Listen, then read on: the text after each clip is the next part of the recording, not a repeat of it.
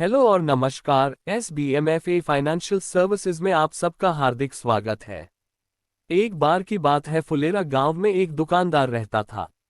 उसका नाम सुरेश था। सुरेश अपने घर के नीचे ही अपनी खुद की एक राशन की दुकान चलाता था।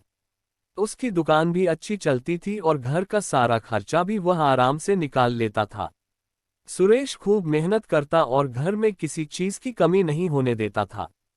उसकी राशन की दुकान से हर चीज आराम से मिल जाती थी, लेकिन आहिस्ता आहिस्ता उसकी दुकान का काम कम होने लगा, क्योंकि कस्टमर्स टीवी पर आए नए नए विज्ञापन देखकर उन चीजों की तरफ आकर्षित होने लगे और उन चीजों की मांग भी करने लगे। लेकिन सुरेश में अपनी दुकान पर यह सब चीजें नहीं रखी थी।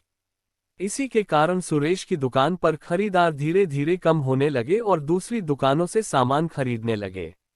इसी वजह से सुरेश को काम में बहुत नुकसान होने लगा था।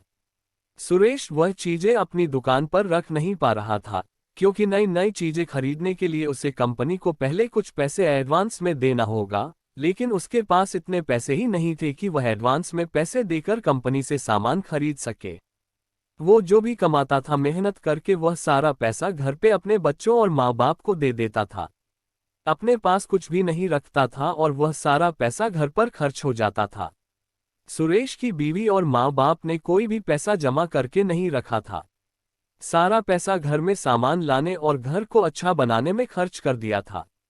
अब काम ना चलने के कारण सुरेश को घर के हालात भी धीरे धीरे खराब होने लगे थे। इसी के कारण सुरेश बहुत परेशान रहने लगा। एक बार वह अपनी दुकान पर बैठा हुआ किसी गहरी सोच में डूबा था, तभी एक सेल्समैन उसके पास आया और सामान का ऑर्डर मांगने लगा, लेकिन सुरेश ने उसे साफ मना कर दिया। उसने देखा कि सुरेश की दुकान कम चलने लगी है और सारा सामान ऐसे ही रखा हुआ है। ये सब देख उसने सुरेश से इसका कारण पूछा। तब सुरेश ने उसे टीवी विज्ञापन वाली चीजों के बारे में बताया, तो कंपनी को ऑर्डर के साथ एडवांस पैसे देने वाली बात के बारे में भी बताया। साथ ही साथ सारा पैसा घर में खर्च होने वाली बात के बारे में भी बताया। फिर उसने सेल्समैन को ऑर्डर देने से मना करते हुए वहां से जाने को कहा। उसे इस हालात में देख सेल्समैन को बहुत बुरा लगा।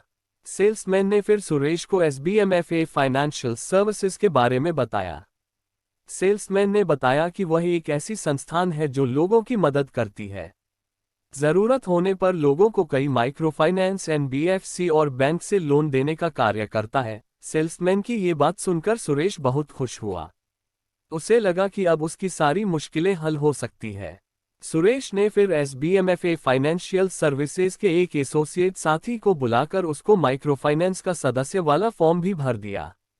कुछ ही देर में SBMFA की टीम सुरेश की दुकान पर भी आ गई और उसकी सारी परेशानियां सुन के सुरेश को शॉपकीपर लोन के बारे में सारा समझाया।